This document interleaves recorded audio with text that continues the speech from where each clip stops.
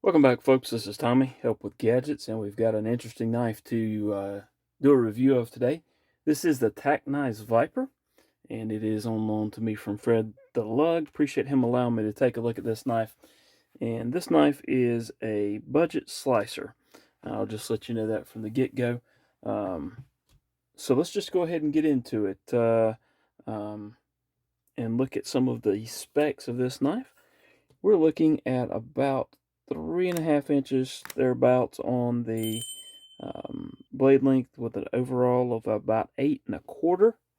Let's get a pair of scales, or get the scales. It's not a pair of scales. I sound like I'm old if I say that.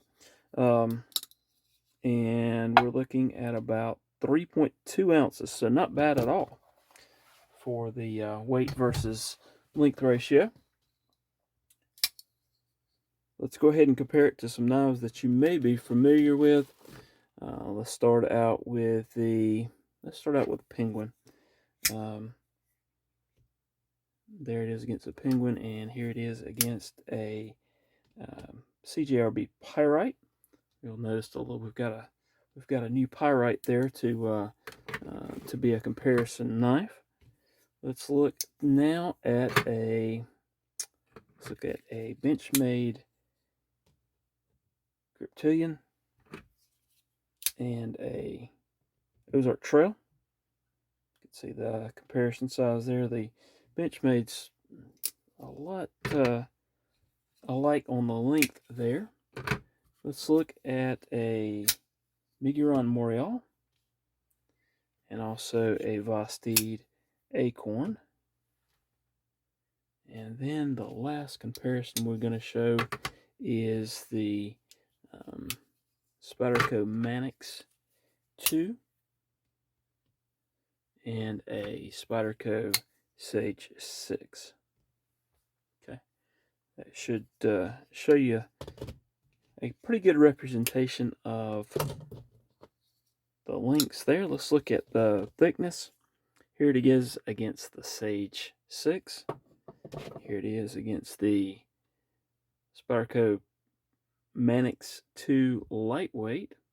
Okay, like the Manix 2 is just a little bit thicker. The Pyrite, there it is against the Pyrite.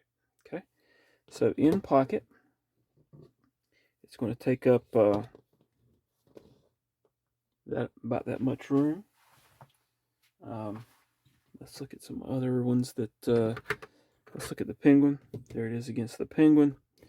Here it is against the Griptilian. And we'll grab the Manix, and I think that'll be enough to kind of show you how it compares. All right, let's grab a pair of jeans here and show you how it looks in pocket. I'll slide that in. Does just fine in pocket, no issues in or out of the pocket. All right, blade steel on this is 14C28N, and you can see that there. So pretty decent blade steel, especially for the price. We'll go over that in just a minute. And it's kind of a satin finish. It does not have a lanyard hole, so if that's something that's a must for you, this might not be might not be one that you would want to get. Jimping, there's generous jimping all along the top spine, all the way out to the edge here. There is some jimping there with the backspacer, but it's below the level of the scale, so it's not really going to do anything for you, and that pretty much does it for the jimping. Opening methods, you've got the opening hole here, which works really well for the reverse flick, and is also easy enough to roll open. And you could also use the lock there to manipulate the blade open as well. Price on this, about $50. That's what I mean by when I said it was a budget slicer, so not a bad price at all.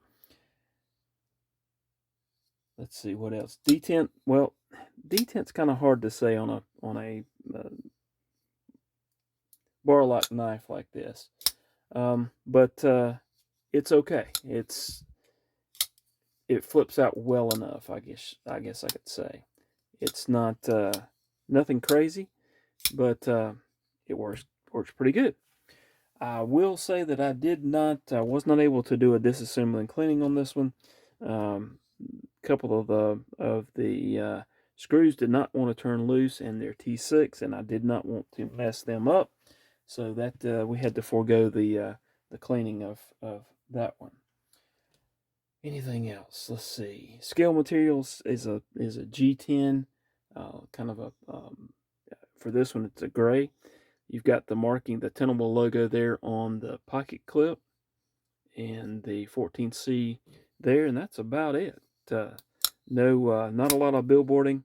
Just a good overall knife. From what I understand, the designer wanted to have a lightweight, affordable EDC that wasn't boring, and that's not a boring looking knife, and not very expensive either. So not bad at all. Fits in the pocket just fine, as I showed earlier, and if you're reaching in to get something, that's not a problem. It's comfortable in hand. You got an area here where you can kind of choke up.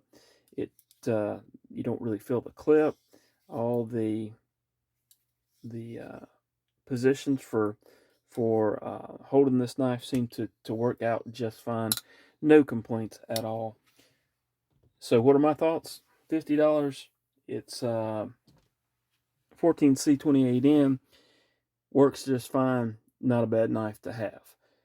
The only downside that I can think of is I wasn't able to actually do a disassembly and cleaning of this knife, and I kind of like doing that.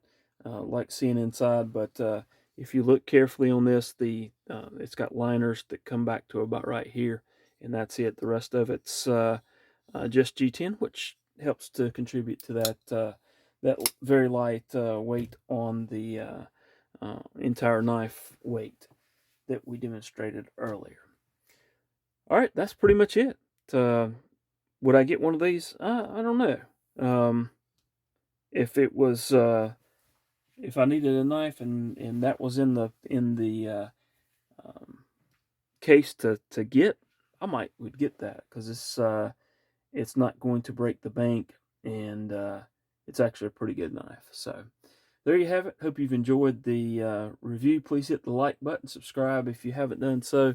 Please leave me a comment. Let me know what you think about the knife. Hope to see you again soon. Hope you have a wonderful rest of your day. Appreciate you watching. Thank you.